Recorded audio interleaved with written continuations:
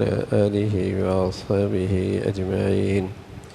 الحمد لله والصلاة والسلام على سيدنا محمد وعلى آله وأصحابه أجمعين.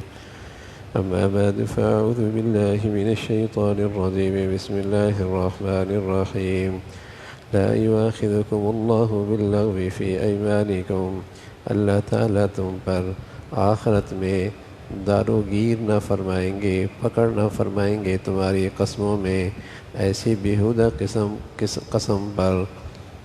وَلَٰكِنْ يُؤَاخِذُكُمْ بِمَا كَسَبَتْ قُلُوبُكُمْ، لیکن داروگیر فرمائیں گے، پکڑ فرمائیں گے ان جھوٹی قسم پر جس میں تمہارے دلوں نے جھوٹ بولنے کا ارادہ کیا ہے. واللہ غفور حلیم، اللہ تعالیٰ غفور ہے، حلیم ہے. للذین یؤلون من نسائہم تربص 4 اشہر، جو لوگ قسم کھا بیٹھتے ہیں اپنے بیویوں کے پاس جانے سے، ان کے لیے 4 مہینے تک کی مہلت ہے.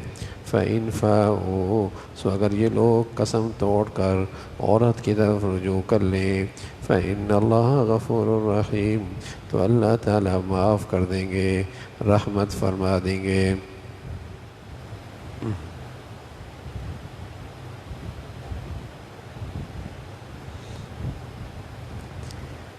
آدمی بسا اوقات عادت ہوتی ہے اس کی بات بات پہ قسم کھانا، بے احتیاطی کرتا ہے اور بے خیالی میں بھی قسم کھا جاتا ہے، دھیان بھی نہیں ہوتا کہ قسم کہہ رہا. فرمایا اس پر تو کفارہ نہیں ہے، آخرت میں بھی پکڑ نہیں ہے. لیکن اگر قسم کھائی دل کے قصد کے ساتھ کہ جھوٹی قسم کھا رہا ہوں، دل کا ارادہ بھی ہے اور قسم بھی جھوٹی ہے، تو اس پر پکڑ ہوگی، اس پر پکڑ ہوگی، کفارہ بھی دینا پڑے گا.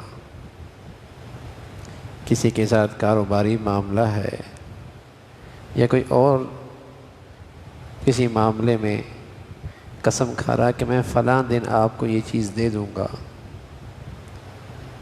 اور قصداً جھوٹ بول رہا، دل کے جھوٹ کے ساتھ، اور دینا وینا نہیں ہے اس نے، تو ایسی قسم کی پکڑ ہے. ایک شخص عادتاً بے احتیاطی بلا ارادہ قسم کھاتا ہے، عادت بنی ہوئی ہے. عادت یہ اچھی نہیں، یہ عادت بھی اچھی نہیں، لیکن اس پر کفارہ نہیں، پکڑ نہیں. اللہ تعالیٰ معاف فرماتے ہیں، درگزر فرماتے ہیں. لیکن اگر قسم کھا رہا ہے دل کے ارادے کے ساتھ اور وہ بھی جھوٹی قسم، تو اس قسم کی قسم جو ہے اس پر کفارہ بھی ہے، پکڑ بھی ہے. اس کا تذکرہ فرمایا. پھر زمانہ جاہلیت میں ایک قسم ہوتی تھی کہ اپنی بیوی سے ہم بستری نہیں کریں گے 4 مہینے تک. تو ان کے ہاں اس قسم کی بات ایسی تھی جیسے کہ طلاق، نکاح ختم ہو جاتا، نکاح فسخ ہو جاتا. اب وہ عورت کسی چیز کی مستحق نہ ہوتی، تو شریعت آئی اور شریعت نے اس میں اصلاح کی کہ اگر اس قسم کی کوئی قسم اپنی بیوی سے کھاتا ہے تو فوراً طلاق نہیں ہوتی، نکاح ختم نہیں ہوتا، نہ خلا ہوتا ہے، بلکہ اسے مہلت ہے. سوچے 1 مہینہ، 2 مہینے، 3 مہینے، 4 مہینے تک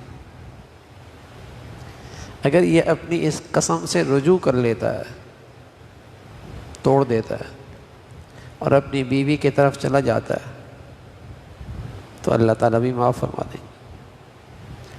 لیکن 4 مہینے تک اگر اس نے یہ قسم پوری کر لی اور اپنی بیوی سے تعلق نہ رکھا، تو پھر ایک طلاق قطعی ہو جائے گی، قطعی ایک طلاق ہو جائے گی. تو زمانہ جاہلیت میں اس قسم کی جب قسم کھائی جاتی تھی تو فوراً نکاح ختم ہو جاتا تھا، میاں بیوی کا تعلق ختم، اور وہ کسی حقوق کے مستحق نہیں رہتی تھی۔ لیکن شریعت میں اس نے اصلاح کی، سوچنے کا موقع دیا، ایک وقت مقرر کیا، ایک مدت مقرر کی کہ 1 مہینہ 2 مہینے ٹھنڈے دل سے ٹھنڈے دماغ سے سوچے۔ زبردست ہے اللہ کے نبی کی لائی ہوئی شریعت، سبحان اللہ۔ طلاق بھی دی جاتی ہے تو اس میں بھی حکم یہی ہے کہ طلاق فوراً نہ دو، 1 طلاق دو، 1 طلاق دو، اور 1 طلاق کے بعد بھی سوچو، 1 ماہواری، دوسری ماہواری، تیسری ماہواری، سوچو ٹھنڈے دماغ سے، رجوع کر لو، پھر زندگی گزارو۔ سمجھ میں نہیں آ رہی، 1 طلاق اور دے دی، پھر 3 ماہواریاں، لیکن گناہوں کی نحوست، جہالت، کم عقلی، شریعت کی ہدایت کی رعایت نہیں رکھی جاتی ہے، اور ایک ساتھ 3 طلاقیں دی جاتی ہیں۔ پھر کہتے ہیں چھوٹے چھوٹے بچے ہیں، غصہ ہو گیا، وہ بھی بڑے غصے میں تھی، وہ زبردستی مانگ رہی تھی، میرا بھی ہوش نہیں تھا، اب کیا کریں، چھوٹے چھوٹے بچے ہیں، کیسا ہوگا؟ تو جہالت، گناہوں کی نحوستیں، وبال، شریعت کے متعلق رہنمائی موجود ہے، ہدایت موجود ہے، شریعت سراسر اللہ کی رحمت ہے، اس میں انسانیت کے لیے فلاح اور خیر ہے، لیکن اس کی رعایت ہی زندگیوں میں نہ رہی، اس کے خیال ہی نہیں رکھا جاتا۔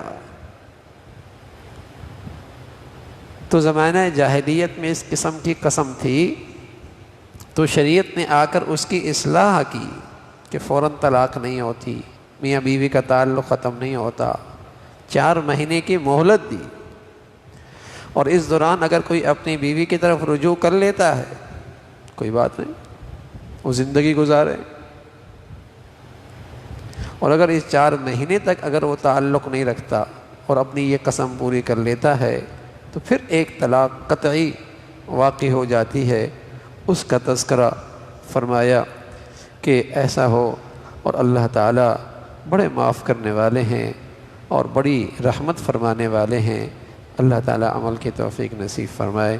اللہم لک الحمد کلو ولک الشکر کلو، اللہم اعنا علی ذکرک و شکرک و حسن عبادتک، اللہم اعنا علی ذکرک و شکرک و حسن عبادتک، نستغفر اللہ و نتوب الیک، نستغفر اللہ و نتوب الیک، سبحان ربک رب العزة عما یصفون وسلام علی المرسلین والحمد للہ۔